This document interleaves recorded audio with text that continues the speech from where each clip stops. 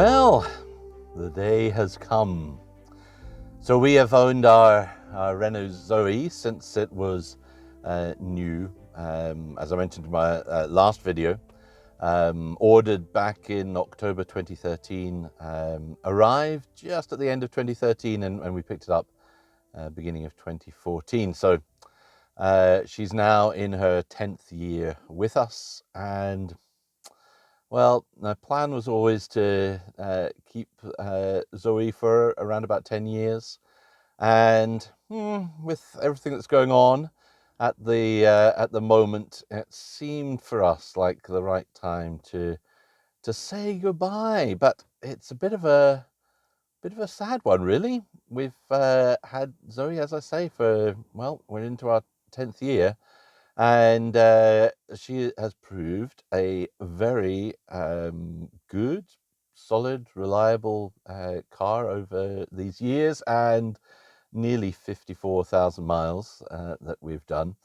And a great, relatively affordable introduction into the world of EVs. Now, clearly, there's more life left in Zoe in the years to come. So I've just fully charged up, and yep, we had about 80. I've just driven a few miles, but we've had about 80 miles just on the clock from not resetting it. That's just what it was, and we are still not very warm here, 7 degrees. So for those journeys, if you're city-based or town-based, you're only doing, 20, 30 miles, kind of journey and back and all that kind of stuff. Is perfect. Just great. So, bit of a sad day, really. Bit bittersweet. But, yep, today Zoe is getting picked up and hopefully going on to find another good home and serve for a few more years, and provide a good transport for somebody else. So, bye Zoe.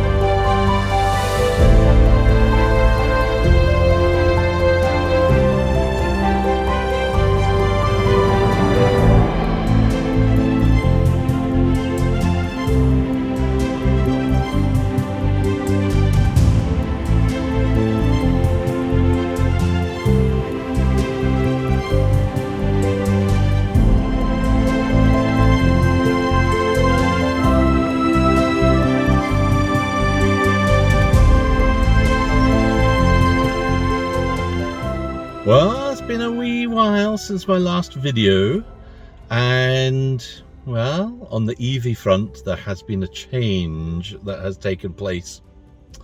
So the Renault Zoe, after some 9 years, over 9 years with us, is away, and in its place we have gone the Hyundai Ioniq route.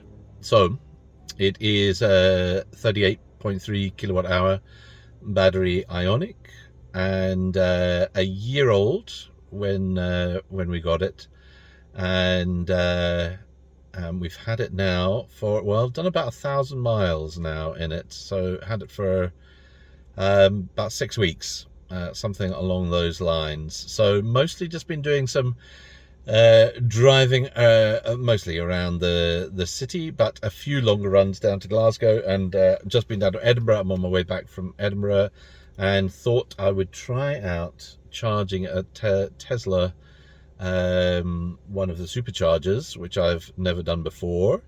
And I tried once before in the MG, and it would not communicate properly.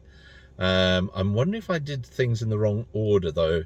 However, plugged in here in the Hyundai and started immediately. Started first time, so that's great. I was down to about 5% on the battery, and it's not that, it's about 15 degrees or so, the outside ambient temperature. And it started off about 33 kilowatts charging rates. This, if you don't know, the Hyundai Ioniq 38.3 kilowatt hour version, the second updated version with the bigger battery pack, does charge more slowly than the first one. It's all to do with the voltages of the battery pack and what a charger can provide for it, and then limits that there are on the battery. This battery being actively water cooled rather than the air cooled original 28 kilowatt hour battery. So I haven't really charged it very often at rapid chargers, but it's always been about that 33, 34, 35, 36 kilowatts. I thought I'd charge it here, run it down quite low, and plug it in, and it still started at that same. I was like, that's a bit disappointing. But then when it hit 20%, I heard the cooling system in the car kick in, which it is still doing. I don't know if you can hear that, but it is buzzing away. And the charging speed wrapped up to 46, 47, 48, 49, 50 kilowatts, which is great. So that's all good. And right, we have, it must have just flipped. Let me change the camera view.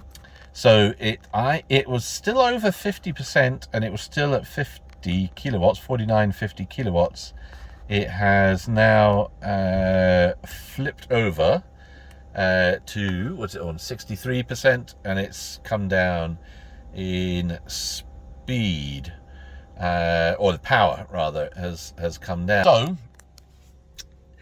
I knew all of this before getting the car. I knew that the charging was, in some sense, going to be disappointing, but for my use of the car, I'm not going to be rapid charging very often, and so it's like that compromise that there always is with cars that are affordable, that we can afford. So I thought it was a compromise that was kind of worth making for our uses. So so that's all right, actually. That must have charged about 50, up to sort of that 20 to 60% at 50 kilowatts, and now it's come down again. I'm not going to stay for all charging up all the way here because I'm paying for it, and I really just needed to get enough to get back to Aberdeen, plug it into charge, and then I'm coming back down to Edinburgh tomorrow. So yeah, fun and games.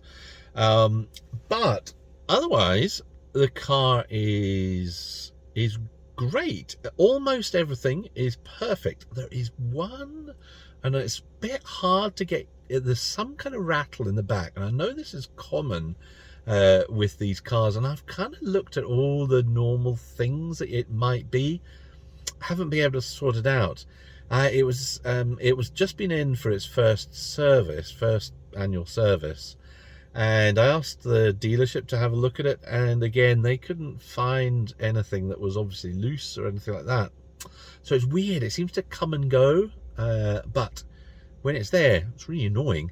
But then it won't be there for a day or something. So it's really strange. I don't know. Anyway, that's a bit weird. I need to keep an eye on it. Otherwise, everything else has been great. And it's yeah, it's a nice, they're really nice, well-designed cars, these, and the efficiency is, oh, it's great. So I've just been I might just turn on here. Let me catch before it comes on with, no, media's off. That's good. Right, let's have, I'm going to flip the camera here just to have a so I'm on the updated version of the software that is on here. So I did that myself. So it's the latest version of everything that's there. I'm just going to hit EV here, and it's going to come up with some of the bits and bobs. So here is what we've got going there on the charging and all that kind of stuff, which is all good. And then, yeah, if I let me get this right. I think if I'm on to energy efficient, I might just go full screen for this. Let's go. Let's not hang about in what we're doing here. Um, Energy information. This should show us what it's doing charging wise and all of that. Energy consumption. Oh! Do I need to have that the car on? Well, here we go. So these are some of the journeys that I have been doing. Some of these small journeys are a bit off, here. But look at this: 5.7 miles per kilowatt hour. 5.5, 4.5, 4.9, 5 miles. So I think I'm about 5.5 on so far on this journey I'm on today. This is good stuff. This is really good stuff. Never would be getting anything like this in the MG or the Renault Zoe. I mean, the MG, if you get up to 4, you're doing amazingly well. Nothing like this. So it is great. Loving that a lot. So in these times of energy prices being sky high, yep, happy with that. So that's all good. Size wise, it's okay. So our the rear room in the where's my thumb going here, in the back here for headroom is, yeah, I mean, it is the shape of it is it's such a streamliner kind of shape. Headroom is not perfect, but for our girls it's absolutely fine. For our son, it's a little bit tight, but you just slouch a little and you're fine, right? Otherwise, it's good. This is the Premium SE model, I think that's what it is called. So it has the heated and cooled seats, which is nice. It was boiling when I got in the car today, and let me tell you, in Edinburgh today, madness, because Beyonce is in town, and I'm there for our church general assembly, which is a big kind of conference thing, and took me 4 trams before I could even get onto a tram. 4 trams went by, and then, oh my goodness, it was so hot with everyone in the tram. Get into the car, cooled seats. That's great. That's I do like that kind of feature. Anyways, that is where we are there. So yeah, it's good. It's it's disappointing in a way getting another car, replacing the Zoe, and not being able to get one that will do 150 kilowatt charging or 200 kilowatt charging or whatever. But it's all, yeah, it's getting that balance right between what you can afford and what's doable and what works with your situation. So that's where we are with that. So yeah, liking it so far. I'm really enjoying playing. Let me switch over again. So you've got the regeneration paddles here on either side, and one of the play with that, and just having pure coasting is great. That is really wonderful.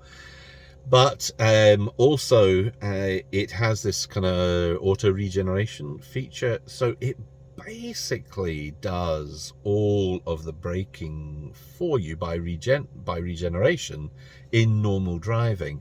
And I don't think I'd really picked up in just kind of seeing other reviews how that worked. I knew the car had paddles that allow you to change the regeneration levels on the go, which is a lot easier than, well, the Zoe you'd had no choice.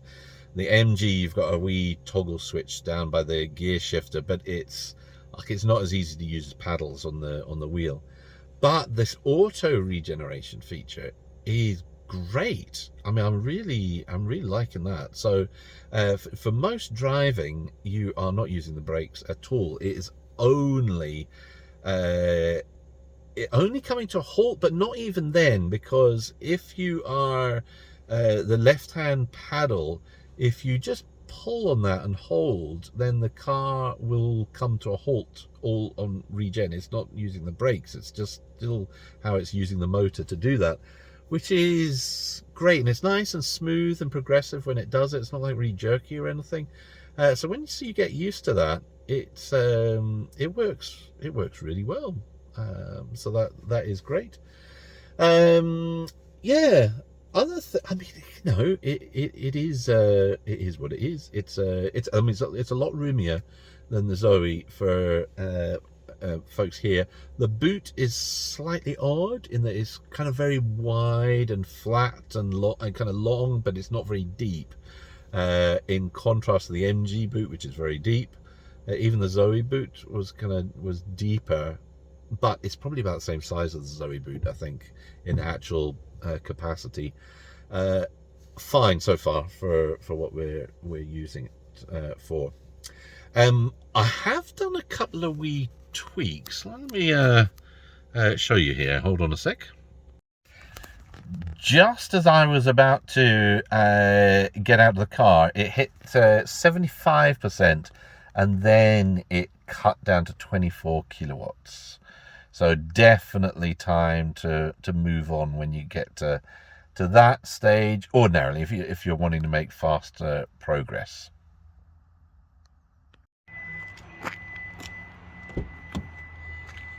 So for some strange reason, the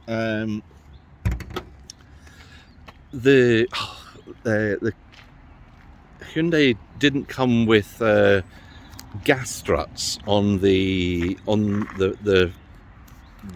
bonnet, which for a car that is pretty darn expensive it's actually a bit surprising. With the miracle of AliExpress, some struts added on here, which is great. We've got this sort of vanity panel here, but I've ordered a frunk that you can fit into the car, and then with the gas struts in particular, the front making it a lot easier for opening and closing, you can put all the cables in the front here, and it all seals around. I'll do another video once I get that, but I think that should make it really useful. And so even though the boots are, you know, that wide shape, it doesn't have all of the stuff there for the cables underneath. If they're under the front here, then it makes it a bit more usable, which is great. So there we go. Close that up, and otherwise, yeah, that's the only kind of change I've made to it. Okay, I am going to unplug from here. I think yes, in fact I need the phone, don't I, for doing that, and then get away.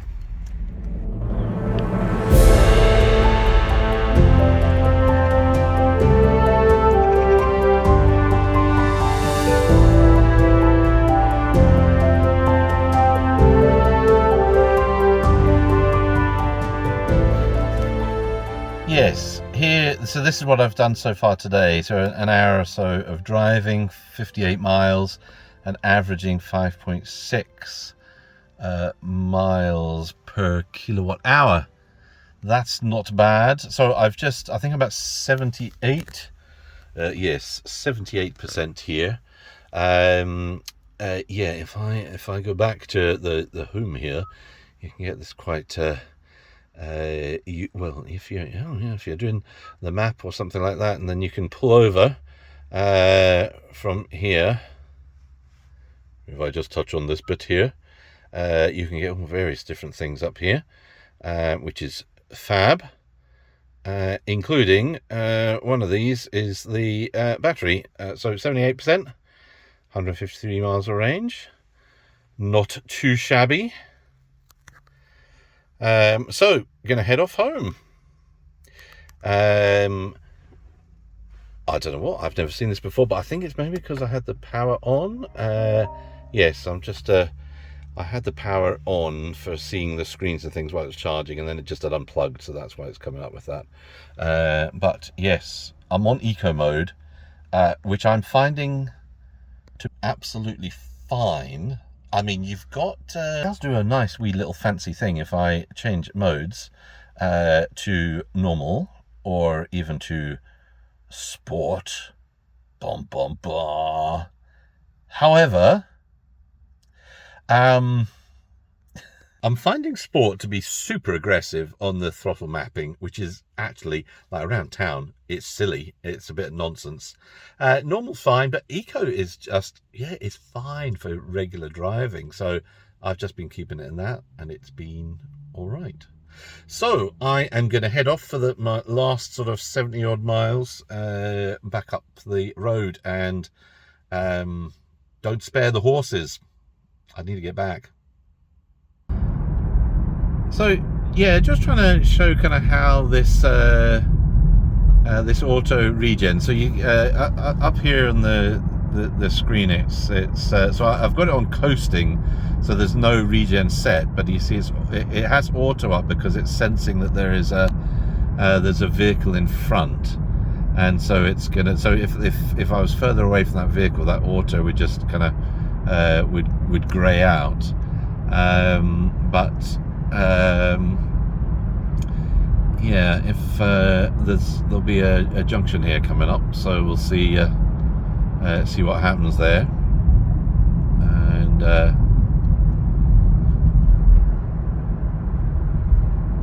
I need something to stay in front. Oh, yeah. Lane change stuff and all that. Of course, it's not green, so I'm just coasting now. I'm going to put on a little bit of regen for this slightly tighter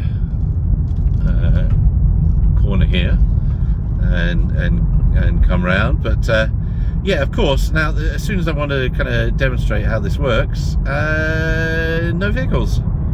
That's rather typical. Yeah, that's just the way life works, isn't it? Right, I'm gonna go off into my cruise mode here, so just coasting down, and right, coming at some speed here, so I'm gonna whack on the actual.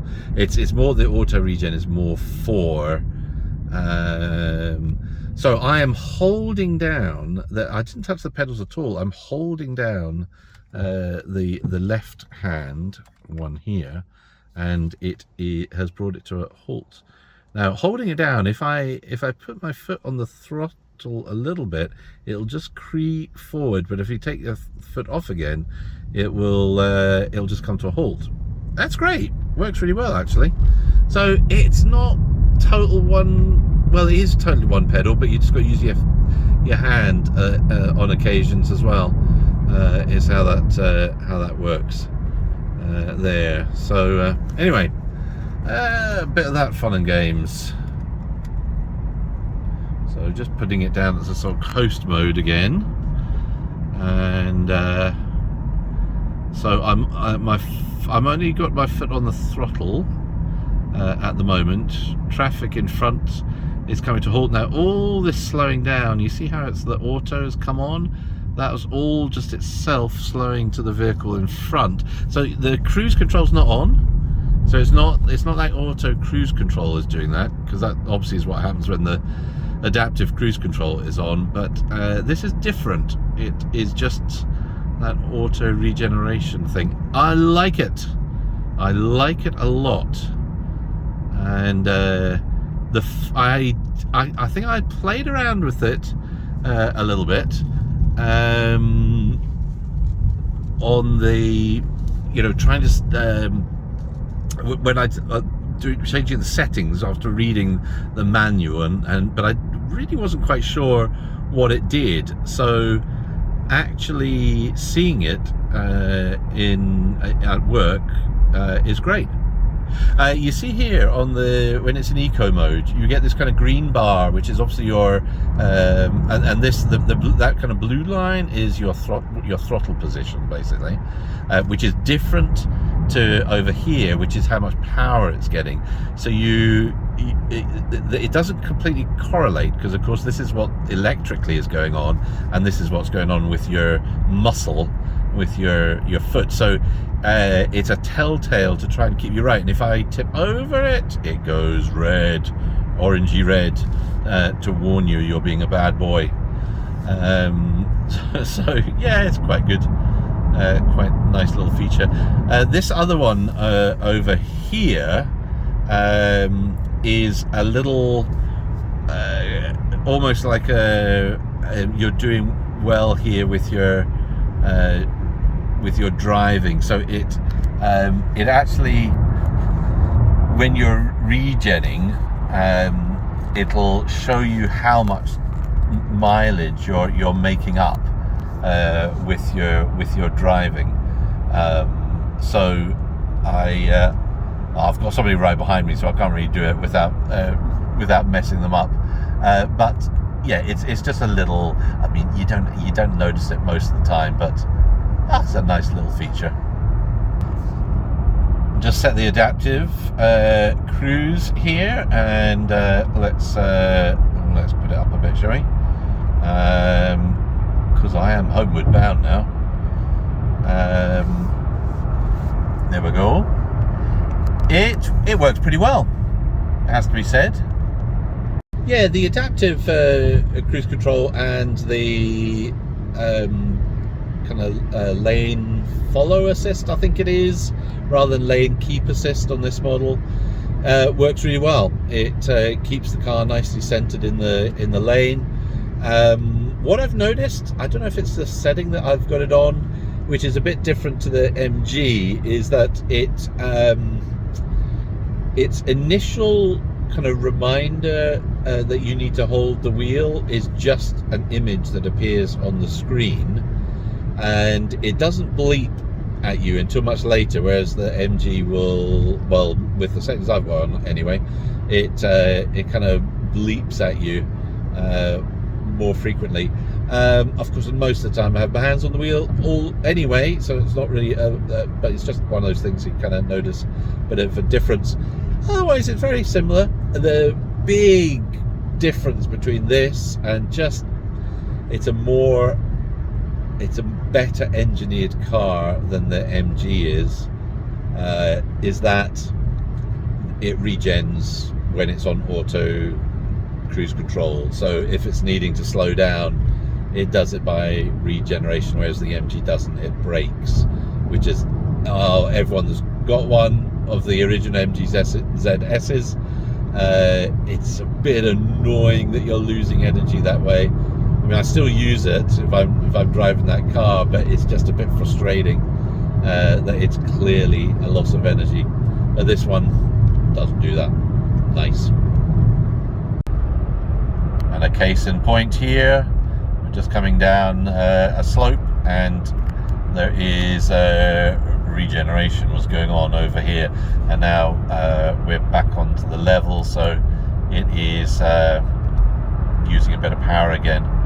There are a few things that some folks it's kind of bugged them about the Hyundai Ioniq, and one of them being the back window here with the bar across, which is that typical for a very streamlined car, having that kind of cam tail.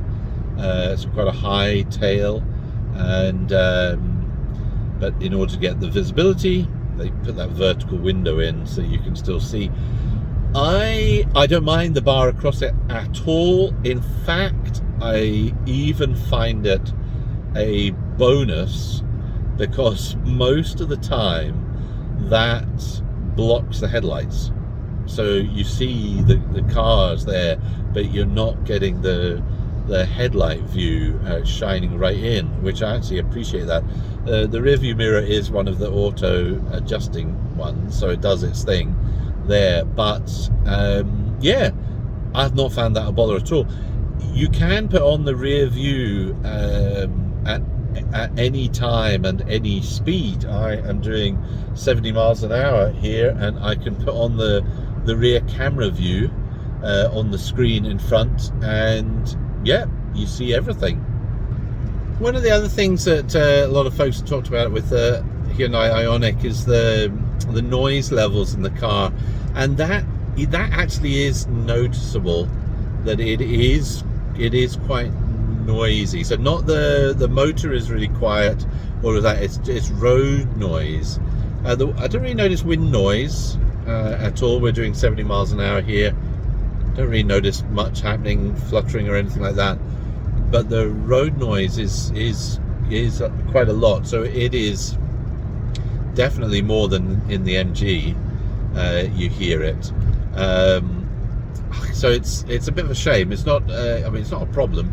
It's just you get used to it. But even just like the sound system's quite good in this car, but you kind of have to crank it up a bit more, which maybe don't need to do in the MG. So and some of the other cars that we've had in the past have not been as much road noise as this. So I assume that is all to do with weight saving, and so the sound deadening. There's not so much sound deadening in the car, as that adds up to more weight to lug around. Yeah, another of those compromises. Most of the time it's not an issue, but it's fine. It's absolutely fine. Just one of those things you notice in comparison to other cars. Yeah, so just out of interest, I kind of did the test on the alert for the holding the steering wheel. Just try it and see what happens to let it go all the way. So there's the first alert, and it's still steering fine. We're just on a bit of a bend here. It's doing it no problems. And then you'll get the beep, the flashing red, but then it still gives you quite a while of that going on before it then, come on, you can do it, you can do it, you can do it, you can do it, huh? So all of this time it's still steering, and then it goes. And you get the whole alert, and then I'm just going to reset, and off I go again. So that's kind of how that how it deals with that. So not the safest in that it is, it doesn't stop. So if you had a heart attack or something like that, or whatever, fallen asleep at the wheel, it's not going to bring the car to a halt on its own. So not exactly the best, but it's the way a lot of these systems work, and I do agree with all those who say that it should work a bit more cleverly than that when you're using the system. So the cars where it does, better. But of course these systems are really designed as a driver aid, that's what they're for. So you're still supposed to be in control and all of that at all times. So that's it. Yes. I don't know if there's anything else really. I mean, it is, there's a funny thing about taking the car. Of course, it's no longer made. So I think this is probably one of the last. I mean, you can still buy some new, but they're not being manufactured any longer. So the dealers still have some that are kind of delivery mileage or whatever that are available. When I was looking for this one, anyway. But it's not made any longer. So it is old school. It is the second version of this kind of Hyundai Ioniq, and of course this car was not made on a purely on an electric platform, because there is a hybrid and a plug-in hybrid version of it. That's fine for they've still packaged it pretty well. The battery is having a strange battery design on this, in that it is it's right under the boot and then under the back seat, and then there's a part of it with this bigger 38 kilowatt hour battery. Well, it's about 40 kilowatt hour basically. The battery pack are under the two front seats, but they're kind of like in separate kind of bits under the two front seats. So it is it's an interesting kind of design there, but it works, seems to work fine. Yes, I have had when it went in for its service, it had the recall done on it for the coolant system, and so it ended up taking quite a few hours while they did all of that. So that is there have been some problems that folks have been having with crystallization of the coolant fluid, I believe, in the battery, and they've changed the type of fluid that they use, a different formula, and so they flush out all the rest, what was in it, give it a whole cleaning flush, and then put the new fluid in. So I hadn't had any problems, hadn't had any alerts about that, but some folks had. Anyway, the recall has been done, so we'll see if that we'll see if something comes up in the future. I think that's the only thing that has been a bit of a concern with this one, and it's an unfortunate concern because the previous air-cooled battery didn't have any of those worries. So that's a shame that has come up now. But there you go. Such is life. Another contrast in the Ioniq to the MG ZS is the handling of the car. Now, on the ride quality, I think they're probably pretty evenly matched. The MG is a little softer sprung and underdamped, so it's maybe, yeah, it's a little softer but less controlled. So sometimes it can actually feel a lot worse because it's not super controlled. Now, the ride quality in the Ioniq is a little bit more fragile, I would say. So it's a little bit harder riding. It's not uncomfortable by any means at all, and it's nothing like the rigid ride that I've experienced in some Teslas and Audis and things like that. It's far better than that. The handling, however, is actually quite surprising. It's quite neutral, and you can really sense an even.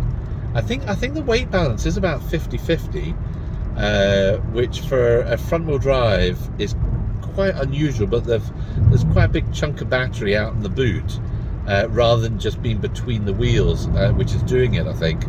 And it is really noticeable in the bends that it is. It's really it's quite keen to turn in, and then keeps a lovely neutral kind of stance through the bends. So that's quite a revelation. I wasn't expecting that, and is quite nice and quite fun. I mean, the MG you cannot hustle down a country road comfortably. It gets really caught out. Whereas this, you can have a lot of fun with it, which is as I say, a bit of a revelation. I wasn't quite expecting that, but I'm enjoying it, so that's good. On the motorway and things like that, of course, you don't really notice anything. It's just does its thing. It's all quite safe, and but yeah, on a wee twisty road, quite fun. I have not had fun in it with other people in the car, so I don't know how much fun they'd be having, but when I'm alone in the car, it's it's kind of cool. Back, and yes, how has that been for the rest of the Telltale down here? Yeah, so about, I think I did about 50 odd miles, 50 something miles initially, and I was probably driving 65 because I knew I was running a little close battery juice, intentionally so, and I was at 5.6, wasn't it, miles per kilowatt hour, and then here we go, the rest of the way so the last 70 miles cruise control set at 70. The total journey still 5 miles per kilowatt hour. If I try to drive the MG at just with the cruise control set at 70 miles an hour, I don't think you'd even get 3 miles per kilowatt hour. I think it would maybe be 2.8-ish or something like that. depending on the weather, but then it's not that. Here, it's only 12 degrees. It's not super warm, though of course the battery should be an okay temperature because it had that rapid charge and it was obviously cooling the battery as it was doing that. So yeah, that's where we are there. So I'm gonna plug in here our super slow local charger for a bit anyway, and then charge up the rest tomorrow at work. So that is that. Some nice wee features on this car. I do quite like the kind of ambient-y lighting scenario that's going on down here and along here and all that. It's quite nice. Of course, it's got this piano black malarkey all for the center here, and well, yeah, piano black does what piano black does.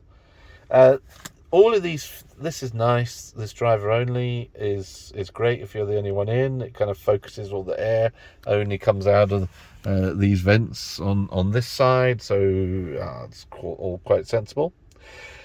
And it is nice to have automatic climate control again. However, it does work a bit weirdly, this one. It's unlike other cars I'm used to, where if you've got it on auto, then it basically is using the air conditioning all the time, and then it's either cooling it or it then adds heat if it needs to. Now this is it's a heat pump on this, so it's more efficient, which is good. But sometimes, even though it's on auto, it misses up a little bit. Now there is sorry, I'm flipping the camera backwards and forwards, but I hope one of the things up here, this one here, is it was getting a bit dark, so it's a bit hard to see, is a sensor for moisture, and so it does trigger it if it's starting to get a bit steamy. It does actually trigger the kind of clearing. The air conditioning will come on and it will try to clear the screen. There's the camera module, this one for all the other bits and bobs there. Yeah, it's just a bit strange. It just works a bit differently there, which I don't think I've ever been in a car that does it that way. So I don't know if that's because it's related to the heat pump. But I don't think the Renault did that with heat pumps. That's a bit odd. And then other strange things that are a bit annoying, like the auto hold. So when you come to a stop and you want to, it'll just hold on the brakes. The MG has that, and you can turn it on and off, but it stays on. But this one doesn't. It always defaults to off. So you need to turn it on every time you're in the car.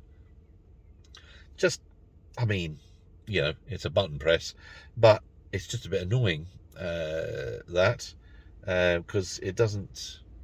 Yeah, why can't it just stay on if you want it to stay on? I don't quite understand it. Then there's another quirky thing which I have not got my head round. We quite often have folks in the back, and they can't get out. And even though, like, I've turned off, and you open the front doors here and they open fine, but the child locks are not on. It's just not unlocking them. So if I hit the button to unlock here, then it's okay and they can get out. But I haven't quite worked out what it's doing and why, what the kind of algorithm is as to why it does allow them out at some times and not others. Oh, it's a bit weird. So there's probably a setting that I've not got quite right. And then a slightly annoying thing is that it's got it can pick up I mean, you'd think it'd be able to pick up the speed, the signs and things like that, and in some models in some parts of the world that appears over here, which would be really useful with the different signs and things, which is the same on the MG. It appears on the little screen, but not on this one. You can't do it. So even the manual, there's a thing about turning the intelligent something, camera, whatever settings on, but it's not here. You can't do it. The option is not there. So that's annoying, because when you're using the Android Auto and Google Maps or something else is on the main screen, you can't see what the speed limit is. If it was on the screen in front of you all the time, which you think it should be, that wouldn't be an issue. If anyone's got one of these and knows how to do that, that's great. I've followed the instructions in the manual, and it just doesn't seem like the option is there. It's not a feature that is available, which is weird, because it's surely just turning on something, because all the equipment is here to do it. Anyway, that's a bit odd. Is there anything else? I don't think so. The memory seats, nice for the driver's side. Nice to have that back. And we had that on a previous car we had. So that's lovely to have that back. And it does this kind of comfort seat thing. So when you switch off, which if I do that now, and open the door, the seat I'm in glides back to allow you easy access in and out. Nice feature. I had an old Mercedes in the past, and it did that as well. It also, of course, had an electric steering wheel, so it would adjust the steering wheel too.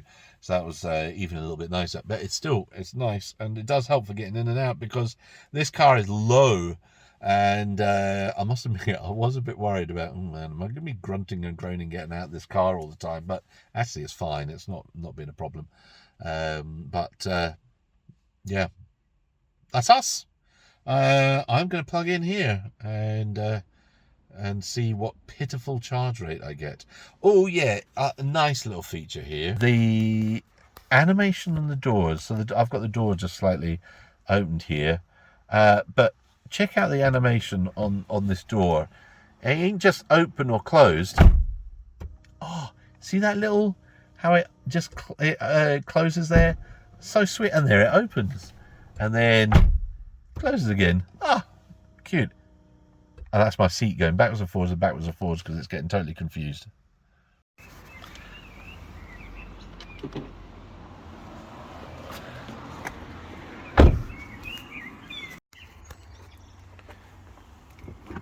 There is space for these under the, let me just move my bag, under the floor here, so you can put the cables here, but I've got the cover, which does neatly fit under there. It's got a special place for it, so that's cool. Yeah, don't have that there at the moment. Oh, here, let me, lovely to have a little light in here. Nice little touches, these. Much appreciated. Okay. La-ba-da.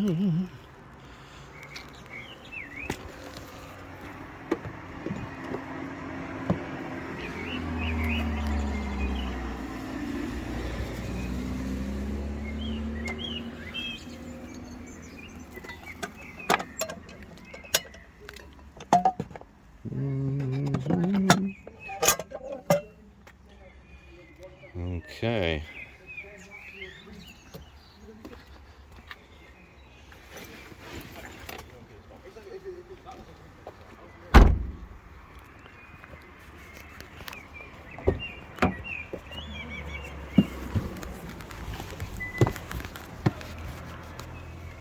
Memory seats, nice. Yeah, look at that. My local Charge Place Scotland Council charger doing its thing at 3.7 kilowatts.